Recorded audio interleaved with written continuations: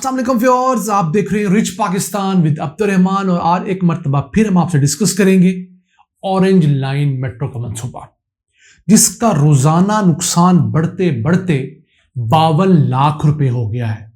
जी हां, 52 लाख नुकसान का मतलब है कि सालाना 19 अरब रुपए का नुकसान।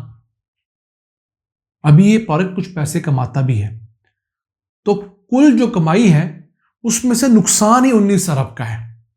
कमाई तो शायद 2-3 अरब रुपया होगी। और एक ऐसा प्रोडक्ट जो कि रोजाना 2.5 लाख मुसाफिरों को सफरी सहूलियात के लिए बनाया गया था, उसमें मुश्किल 65,000 मुसाफिर डेली सफर कर रहे हैं। यानी जिस मुसाफिर ने सालाना 9 करोड़ मुसाफिरों को लाहौर में बेहतरीन सहूलियात मुहैया करनी थी, वो मुश्किल 2 से 3 करोड़ मुसाफिरों को ही सहूलियात मुहैया कर रहा है। और इसका सबसे बड़ा रीजन क्या है कि जब प्लानिंग की गई तो ओवर एस्टिमेट किया गया। मैं चूंकि इस रूट के ऊपर रहता रहा हूं, अभी मेरा इससे बहुत ताल्लुक है।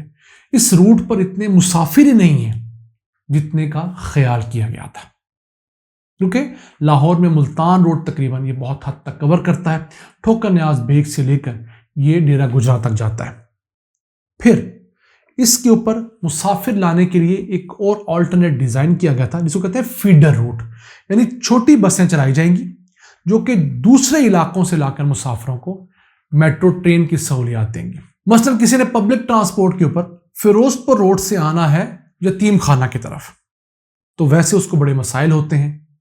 बहुत सारे पहले पब्लिक ट्रांसपोर्ट के रोड जो रूट थे बंद हो गए, तो वो मेट्रो ट्रेन पर उतर सकते हैं, वहां से फीडर रूट लेकर ये ओरिएंट ट्रेन तक आ सकते हैं और यहां से आगे पूरे शहर में जा सकते हैं। मैं मिसाल दे रहा हूं, छोटी गलियों से, छोटे बाजारों से, छोटे रूट्स के जरिए इस तरह के बड़े रूट्स को कनेक्ट किया जाता है।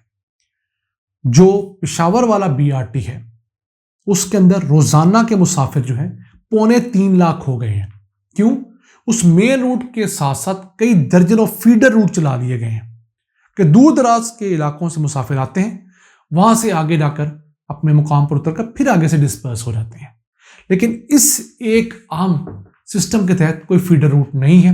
अब 11 फीडर रूट्स डिजाइन किए गए थे, जिनमें 180 बसें चलनी थी सिर्फ, लेकिन वो अहम रूट्स बंद पड़े हैं और मुसलसल अरबों रुपया नुकसान हो रहा है। अवाम बेचारी आज भी गंदी पब्लिक ट्रांसपोर्ट इस्तेमाल करने पर मजबूर है। फिर परवेज इलाही ने इसका स्टॉप जो किराया था 40 रुपए का, वो घटा दिया था। पर स्टॉप किराया किया था 20, 25, 30, 40 रुपए तक। उससे कुछ 5-10 हज़ार मुसाफिर तो जरूर इंक्रीज हुए हैं, लेकिन कोई बहुत बड़ा जंप नहीं आया। एक ख्याल था कि पेट्रोल महंगा होने की वजह से लोगों की बहुत बड़ी तादाद शिफ्ट होगी, उसकी वजह से भी कोई बहुत बड़ा तब्दीली का निशान नजर नहीं आया। पीक आवर्स में जरूर रश होता है, लेकिन ऑफ पीक आवर्स में फिर वही हालात होते हैं। तो पूरे दिन में अगर पहले 50,000 मुसाफिर थे, तो अब 65,000 होने का मतलब है बमुश्किल 15,000 रोजाना मुसाफिरों का इजाफा है। ये काम तब तक मुमकिन नहीं है जब तक आप फीडर रूट्स नहीं चलाएंगे। और फिर इस रूट के नीचे चलने वाली पब्लिक ट्रांसपोर्ट जो है, चिंची रिक्शे जो है और बाकी चीजें, उनको आप किसी हद तक बंद नहीं करेंगे। फिर इसका नुकसान कम करने के लिए हम हमेशा कहते हैं, और इन वीडियोस बनाने का मकसद हुकूमत तक ये बात पहुंचाना है कि वो क्यों इस रूट के ऊपर मौजूद तकरीबन 52 स्टेशन जो हैं उनको कमर्शलाइज नहीं कर रहे। इतने इतने बड़े स्टेशन बना दिए 2-2, 3-3 कनाल के ऊपर, और वो बयाबान पड़े हुए हैं। उनके अंदर आप क्यों एटीएम मशीनें नहीं लगाते? बैंकों की छोटी ब्रांचेस क्यों नहीं खोलते? वहां per toy shops, mobile phone की शॉप्स, कैफेज, छोटे रेस्टोरेंट्स, बार्बर शॉप्स और दीगर चीजें क्यों नहीं खोली जाती, जिससे ना सिर्फ वहां पर कमर्शियल एक्टिविटी होगी, आपको रेवेन्यू मिलेगा, फिर वो इलाका पुरौनक हो जाएगा। इसके अलावा आपके पैसेंजर्स की तादाद भी बढ़ेगी। लोग आहिस्ता आहिस्ता उसके साथ एफिलिएट होने लगते हैं। बहुत सारी शॉपिंग जो हम रूटीन में नहीं कर पाते, चलते चलते अगर हमें वो चीज मिल जाए तो हम ले लेते हैं। तो नए बिजनेसेस, नई जॉब्स क्रिएट होने का इतना अहम मौका है, न जाने क्यों आज तक हम इसको अवेल नहीं कर पाए। हालांकि परवेज इलाही अपने आखिरी दिनों के अंदर एक बिजनेस मॉडल बना गए थे, जिसमें कुछ जगह पर एटीएम्स लगानी थी, और फिर इसके जो 770 पिलर हैं जिनके ऊपर ये मेट्रो ट्रेन चलती है, उनके ऊपर इश्तिहारात लगाने की पॉलिसी थी, और इससे सालाना 19-20 करोड़ रुपए का एक इजाफी रेवेन्यू आना था।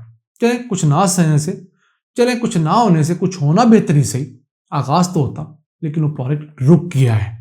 जब से ये हुकूमत आई है, निगरान हुकूमत, ऑब्वियसली इनकी प्रायोरिटीज कुछ और हैं। इनको पीटीआई से फुर्सत मिले तो इतने अहम काम करें। उस वक्त तो ये टेंडर भी जारी होने लगे थे, हालांकि इससे पहले एक टेंडर जारी किए गए, उसमें 65 करोड़ रुपए का हुकूमत ने टारगेट रखा था। कंपनीज ने कहा यह पॉसिबल नहीं है, लेकिन चलें उसको रिवाइज करके 19-20 करोड़ किया गया तो वायबल था।